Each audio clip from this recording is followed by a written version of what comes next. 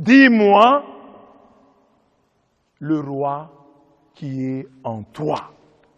Dis-moi le roi qui est en toi. Il y a un proverbe français, nous le connaissons. Dis-moi qui tu hantes, je te dirai qui tu es. C'est-à-dire, nos fréquentations dessinent notre personnalité. Celui qui vit avec les bons est bon. Celui qui vit avec les méchants devient méchant. Alors c'est lui en qui l'Esprit de Dieu habite, en qui l'Esprit de Jésus-Christ habite. Il ressemble à Jésus. Il est comme Jésus. Et Jésus était comment? Humble. Jésus était comment? Pacificateur. Jésus était comment? Spirituel. Jésus était comment? Bienfaiteur. Bon. Merveilleux. Facilitateur. Quels sont mes bien-aimés? Les rois qui nous habitent en lieu et place de Jésus-Christ. Je vais chaque fois vous présenter un esprit sous le nom d'un roi de l'Ancien Testament. Et après vous montrer que c'est Jésus-Christ qui doit normalement vous habiter. C'est Jésus-Christ qui doit normalement nous habiter. Je commence par le premier roi. Le roi en toi. Osias ou Jésus? Osias ou Jésus? Dis-moi le roi qui est en toi. Le roi qui est en toi, c'est l'esprit de Jésus-Christ ou l'esprit d'Osias. Dans la première lecture, nous avons entendu, on nous dit que le roi qui vient, il est juste, il est victorieux. C'est-à-dire, il a tout pour être orgueilleux, mais il ne l'est pas. Il est juste, c'est-à-dire, il est saint, il est sans tache, il est innocent, il n'a pas de péché. Mais au lieu de s'en vanter, au lieu de s'en glorifier, il est humble, il est victorieux. Il a remporté autant de victoires. Mais malgré ces victoires, il reste humble. Parce qu'on dit, il est juste, il est victorieux, mais il est pauvre et monté sur un âne, sur le petit d'une ânesse.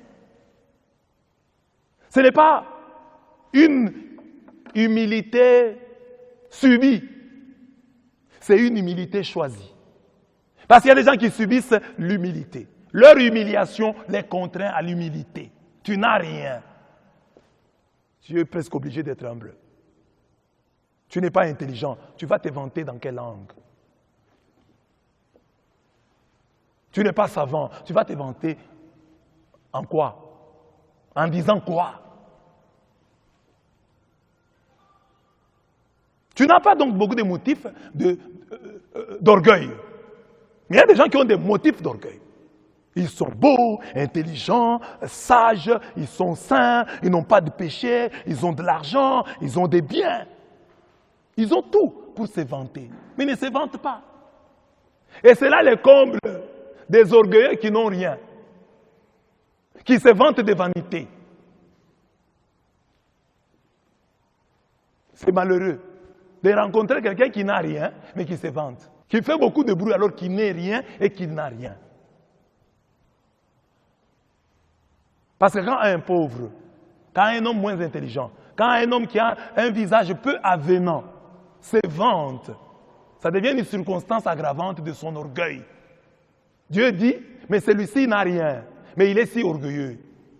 C'est même un motif qui freine ta bénédiction. Parce que Dieu s'est dit, mais celui-ci n'a rien, celui-ci n'est rien, jusque-là il n'est rien. Je suis avec lui à l'introduction, je viens à peine de commencer, je voudrais faire quelque chose dans sa vie, mais déjà il est si plein d'orgueil. Mais alors quand je vais les bénir, quand je vais le combler de grâce et de bénédictions, que sera-t-il? Il va faire souffrir ses frères, il va faire souffrir ses sœurs. Alors je préfère ne pas le bénir, je bloque sa bénédiction. Parce que celui-ci, si je le bénis avec cet orgueil, mais le monde va en souffrir. Tu n'as rien, tu n'as pas grand-chose, mais tu es orgueilleux. Comme des gens qui se vantent. Il a un pain, il se vante. Mais le jour où il aura une boulangerie, que ne va-t-il pas dire? Avec un pain, il est déjà vantard. Avec un véhicule, il est vantard. Mais quand il sera concessionnaire, quand il va commencer à fabriquer des véhicules, qu'est-ce qu'on ne va pas vivre? Dieu regarde aussi l'intérêt de l'humanité. Hein?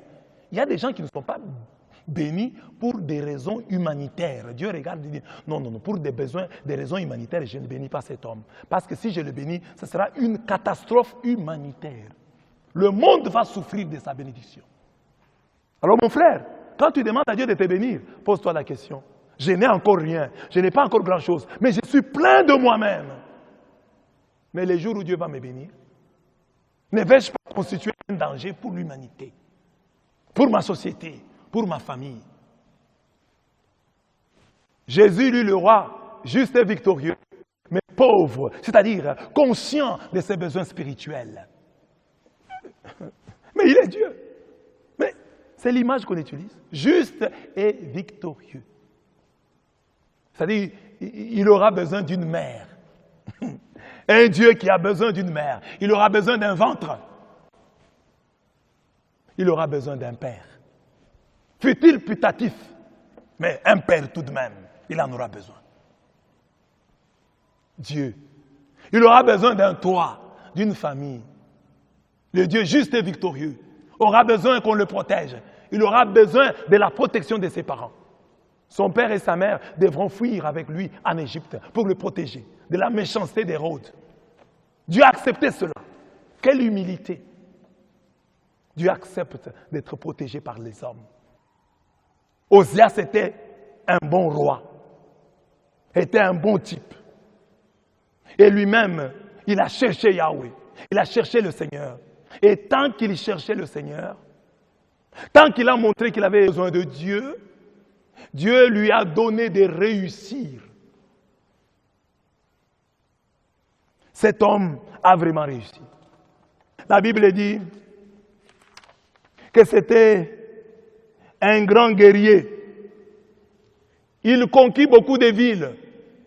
La Bible dit c'était un grand bâtisseur. Il construisit des tours à Jérusalem. Il construisit des tours dans le désert et creusa de nombreuses citernes. Car il disposait d'un cheptel abondant. Il avait beaucoup de bêtes.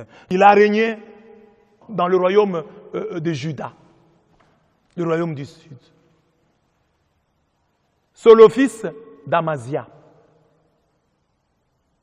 Il est devenu roi à 16 ans. Et il a régné pendant 52 ans. Quel long règne il a eu.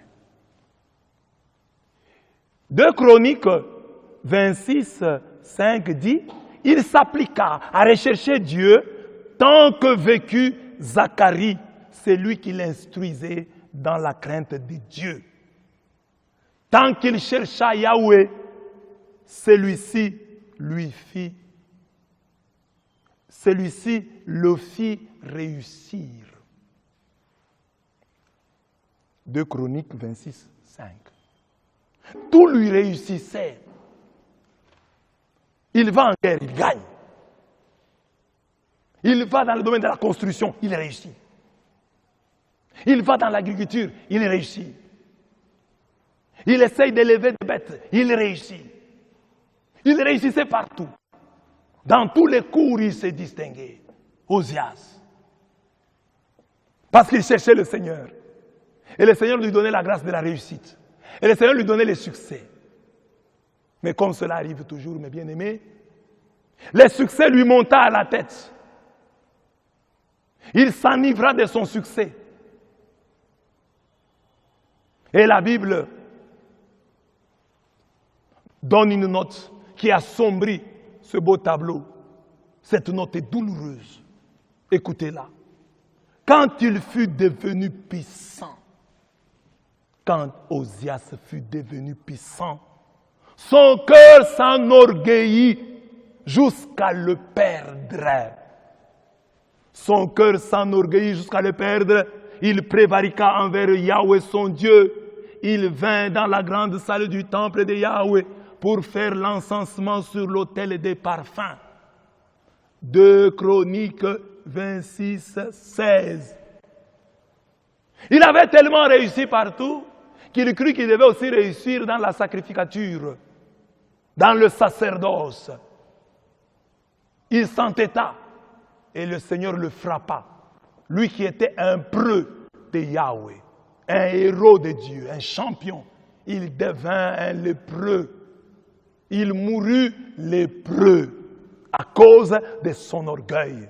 Voilà le roi orgueilleux. Osias, dis-moi le roi qui est en toi. Est-ce Osias? N'es-tu pas rempli d'orgueil? Parce que tu as réussi ici, tu as réussi là-bas. Tu crois que tu as le droit de diriger l'église? Tu as le droit de diriger les pasteurs? Tu dois leur montrer les chemins à suivre parce que tu es intelligent, tu as fait le droit, tu es avocat, tu as réussi dans ta vie professionnelle et tu crois que tu as un mot à dire sur les hommes de Dieu? Tu dois les corriger. Tu as des remarques à leur faire. Tu peux prendre aussi l'encensoir et faire ce qu'ils font. Mais tu peux le faire parce que tu as réussi partout. Tu te crois tout permis. C'est de l'orgueil. L'humilité consiste à fleurir là où tu es planté. Tu n'es pas prêtre, tu n'es pas pasteur, tu n'es pas prophète. Laisse les prêtres, laisse les prophètes faire leur travail.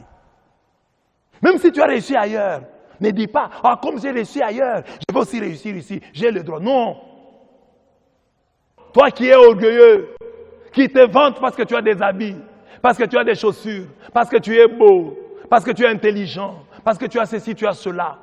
L'esprit d'Osias est en toi.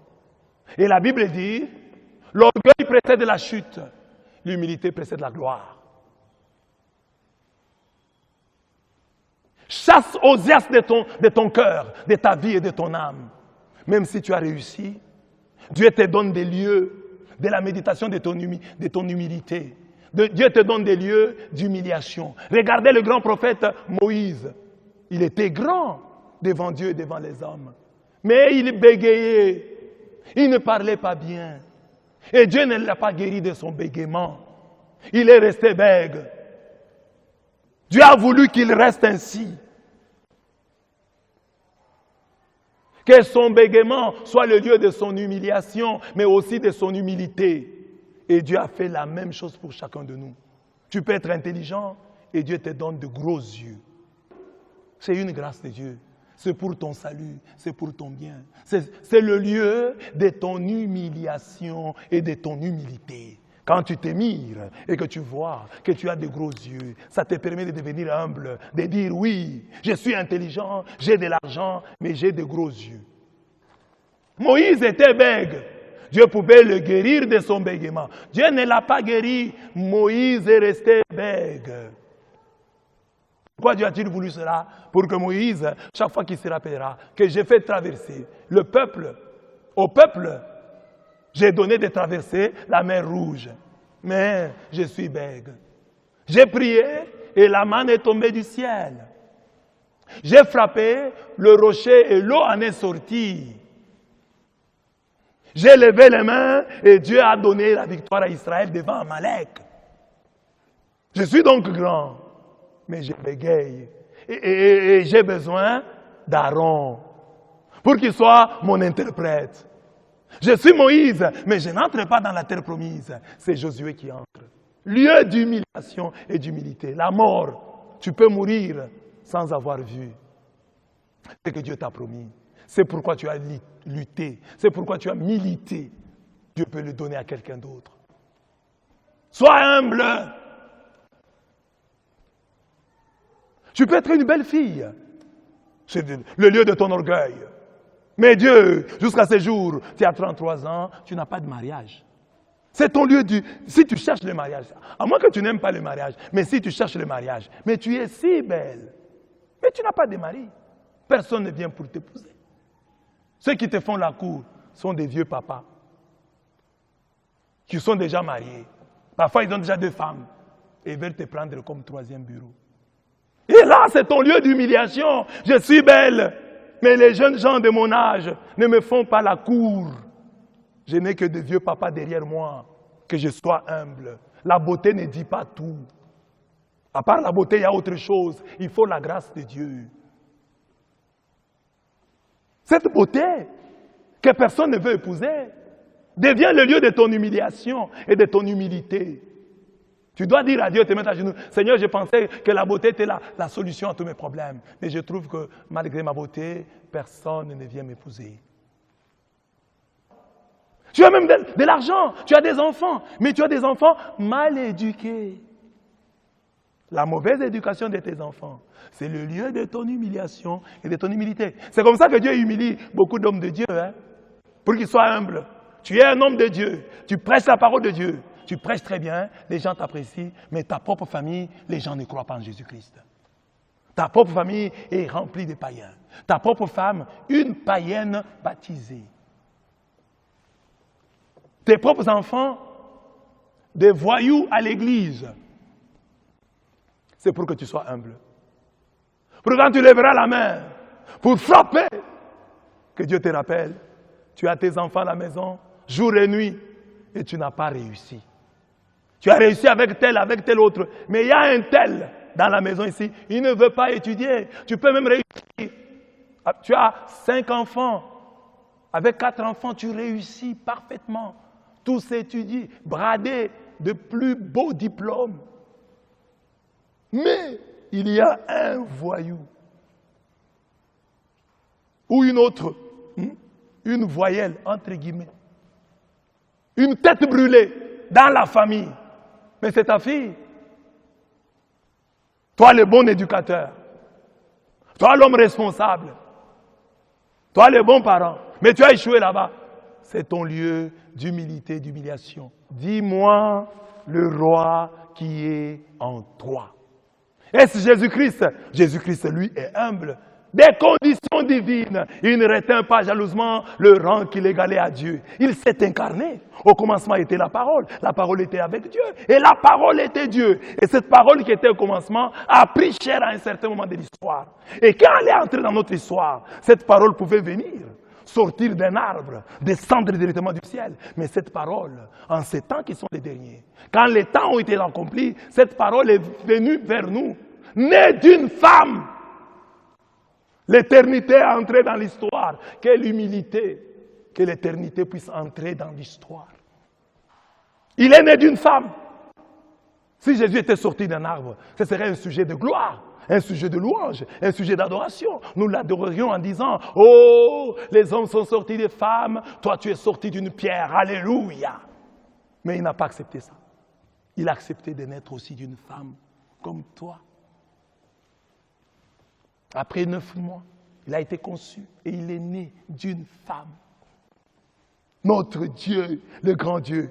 Pourquoi l'esprit de ce Dieu qui a accepté de naître d'une femme n'est pas en toi et que tu es habité par l'esprit d'Ozias, l'esprit d'orgueil? Parce que tu as réussi là-bas, parce que tu as réussi ici et tu es plein d'orgueil. Tu crois que tu as réussi partout. Il est né d'une... Il pouvait naître d'un homme. Dieu pouvait faire en sorte que son Fils unique puisse naître d'un homme. Ce serait un grand sujet de gloire et d'adoration. Nous dirions, oh Jésus, tous nous sommes nés des femmes, mais toi, tu es né d'un homme. Gloire à toi, tu es différent. Non. Il est né d'une femme, comme toi, comme moi. Même si la femme était vierge, mais d'une femme tout de même. D'une femme tout de même. Il est né d'une femme. Et lui qui est venu chez les siens, même dans son incarnation, il pouvait quand même faire en sorte, parce que c'est lui le Dieu, il est Dieu, il pouvait faire en sorte qu'on lui réserve même un accueil chaleureux. La Bible dit, il est venu chez les siens et les siens ne l'ont pas accueilli, les siens ne l'ont pas reçu. Lui le grand guerrier, lui le juste et victorieux, il pouvait venir avec son cheval blanc. Mais il vient avec une ânesse, monté sur une ânesse. Et les gens chantent. Et même quand les gens chantent, il y en a d'autres qui ne sont pas contents. Et il doit justifier pourquoi on chante pour lui. Il doit dire, même si eux ne chantent pas, les pierres crieront.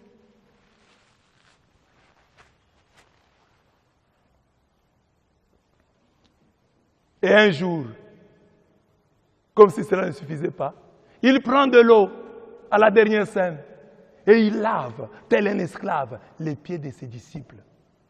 Il leur dit, vous m'appelez maître, vous m'appelez Seigneur, vous avez raison, je le suis. Mais moi le maître, je vous ai lavé les pieds, je vous ai donné l'exemple.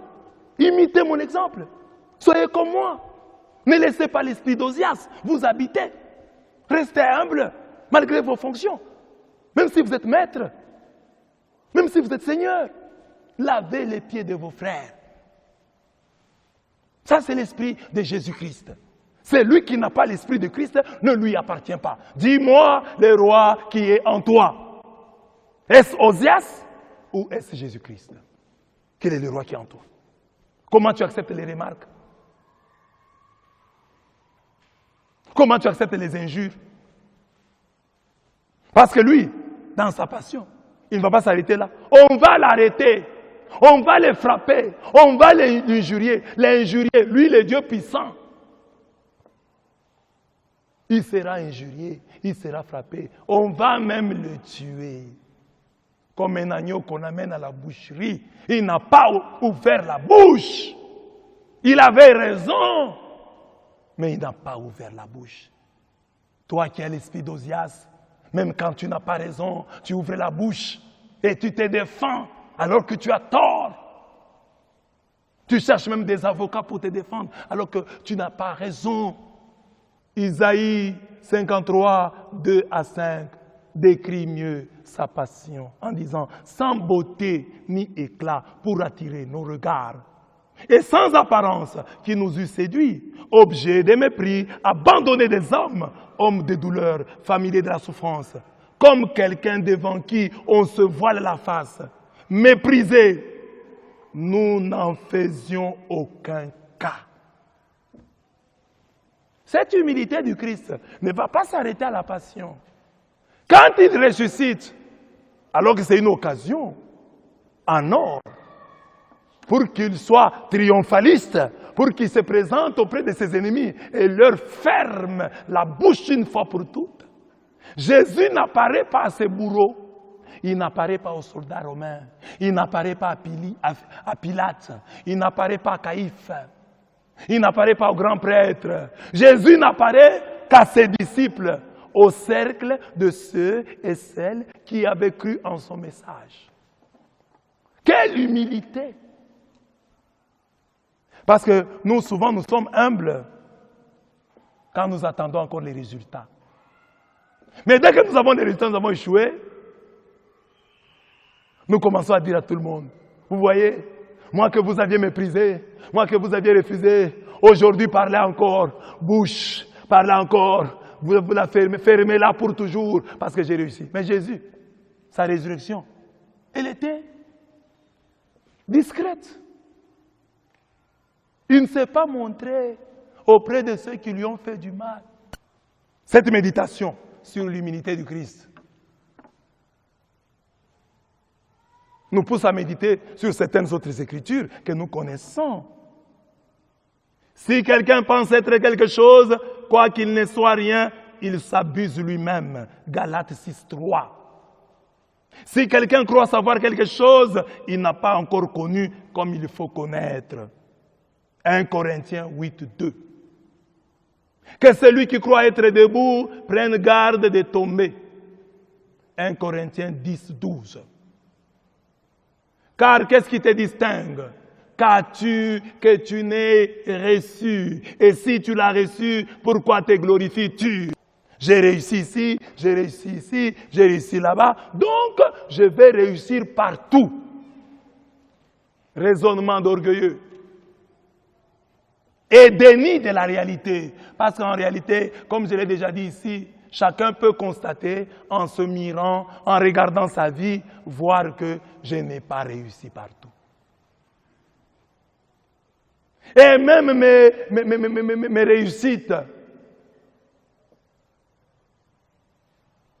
sont toujours problématiques.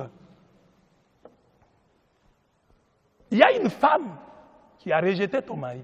Tu n'es pas la première à qui il a fait la cour. Il avait fait la cour à une autre fille. La fille là l'avait injurié sérieusement. Et fatigué, ne sachant où aller, il est venu chez toi. En dernier sort, en pleurant, et toute la nuit là, il regrette celle qu'il avait aimée, qu'il avait rejetée.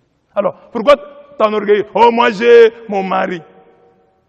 Ton mari là, que tu trouves exceptionnel, une autre femme l'a rejeté. C'est comme ça. Ta femme là, que tu trouves exceptionnelle, c'est l'ex de quelqu'un aussi. Il y a un autre qui l'a aussi rejeté. Et ta femme est allée même se plaindre. Oh non, pardonne-moi, je vais changer. Le monsieur a refusé. Et c'est ainsi que vous vous êtes croisés. Vous tous donc, vous avez des lieux d'humiliation et d'humilité. Votre histoire, quand vous vous souvenez tellement que moi ici, on m'avait quand même refusé. Telle fille m'avait plaqué. Tel homme m'avait plaqué. M'avait cherché une rivale et j'ai fui. C'est un lieu d'humiliation et d'humilité. Il n'y a plus de raison d'être orgueilleux. Tu as un véhicule, tu t'en vantes. Mais ces véhicules-là, surtout nous ici en Afrique, la plupart de nos véhicules sont des véhicules d'occasion. Tu sais pourquoi l'ancien propriétaire t'a vendu ton véhicule? Lui c'est la panne qu'il y a là-bas. Et parfois, il se moque de toi. Quand tu passes, il dit, il a eu. Je lui ai vendu ces trucs-là. 6 mois, c'est trop, ça va s'abîmer. C'est que tu crois, oh, j'ai un grand véhicule. Mais il y a quelqu'un là qui a jeté ça. C'est lui qui t'a vendu. Il a trouvé que c'était plus bon pour lui. Mais toi, tu t'enorgueillis. Parce que tu dépasses les autres. Par rapport aux autres, tu es grand. Mais par rapport à la grandeur, tu es rien. Par rapport aux autres, quand tu te compares aux autres, tu es grand. Mais quand tu te compares à la grandeur, tu n'es rien. C'est comme ça qu'un homme même doit réfléchir. Oui, je dépasse tel et tel. Mais par rapport à la richesse, par rapport à la beauté, par rapport à l'intelligence, j'ai encore du chemin devant moi. Voilà comment on doit être humble. La chemise que tu portes là, c'est l'uniforme d'une chorale quelque part. Oui. Toi, tu portes ça, tu te vantes, j'ai une belle chemise. Quelque part dans le monde, c'est l'uniforme qui a été payé à une chorale. Donc quand tu vas te retrouver dans ce pays-là, tu te crois bien habillé, tu arrives à l'église et tu trouves que c'est l'uniforme de la chorale. Ta veste là que tu portes, tu vas quelque part comme ça, tu trouves quelqu'un qui travaille aux pompes funèbres, donc les gens qui travaillent aux pompes funèbres, c'est eux ils ont porté ta veste là, mais ils travaillent aux pompes funèbres. Et quand tu arrives, tu dis, oh, bienvenue dans l'entreprise. Non, ça c'est ma veste, c'est personnel. La robe que tu as là, les tissus là, quelque part c'est un rideau. Dans une famille là, c'est un rideau. Tu arrives comme ça, tu trouves que c'est un rideau. Tu as donc des raisons d'être humble. Tu as des raisons d'être humble.